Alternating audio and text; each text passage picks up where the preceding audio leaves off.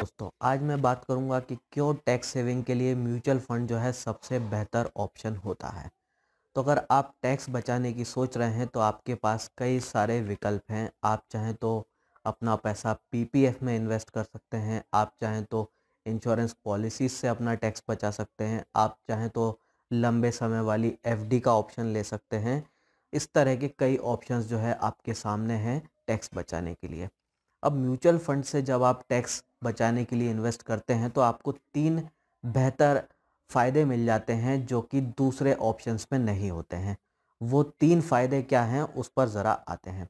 तो सबसे पहला फ़ायदा जो आपको मिलता है वो मिलता है छोटे लॉक इन पीरियड का।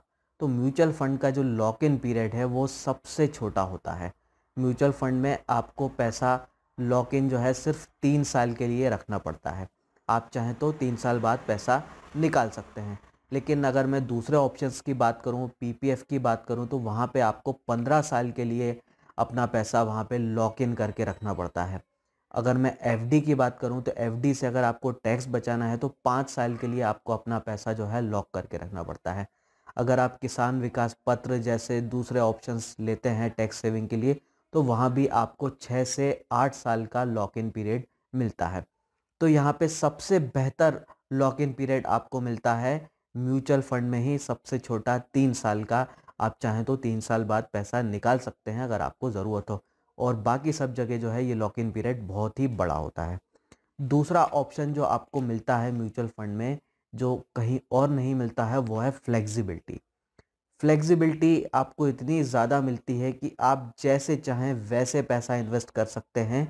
आप चाहें तो मंथली इन्वेस्ट कर सकते हैं एसआईपी के ज़रिए, आप चाहें तो लमसम इन्वेस्ट कर सकते हैं जब बाज़ार गिरे, या आप चाहें तो रैंडमली जब चाहें तब इन्वेस्ट कर सकते हैं, चाहे तो हर महीने या हर हफ्ते या दूसरे दिन या तीसरे दिन, जैसे चाहें आप इन्वेस्ट कर सकते हैं।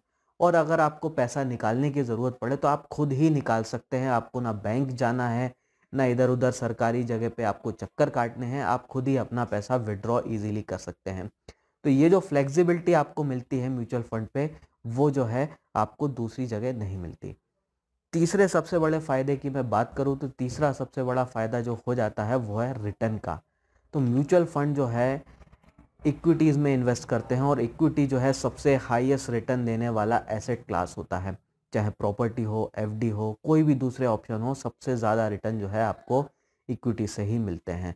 और जब आप लॉन्ग टर्म के लिए इन्वेस्टेड रहते हैं तो आपको रिटर्न बहुत ज़्यादा मिल जाते हैं।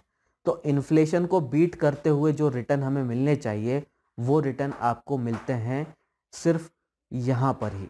बाकी जगह मिलते हैं पर बहुत कम ही। जैसे अगर मैं एफडी की बात करूं तो आज के समय एफडी जो है आपको 6.5% दे रहा है, और महंगाई करीब 4% के करीब है। तो आपको 2.5% ही ऊपर रिटर्न मिलते हैं। लेकिन अगर मैं म्यूचुअल फंड की बात करूं तो अगर एवरेज आपको 12% रिटर्न मिलते हैं और महंगाई 4 रहती है तो 8% आप एक्स्ट्रा इनकम बना रहे होते हैं। तो ये 3 बेहतरीन फ़ायदे हो जाते हैं म्यूचुअल फंड के ज़रिए टैक्स सेव करने के। आपको फ्लेक्सिबिलिटी का फ़ायदा है, आपको हाई रिटर्न का फ़ायदा है, और साथ में आपको जो है छोटे लॉक इन पीरियड का फ़ायदा है। तो ये 3 फ़ायदे हैं जिनके कारण जो है आपको म्यूचुअल फंड जो है टैक्स सेविंग के लिए चुनना चाहिए दूसरे किसी अदर ऑप्शन के मुकाबले।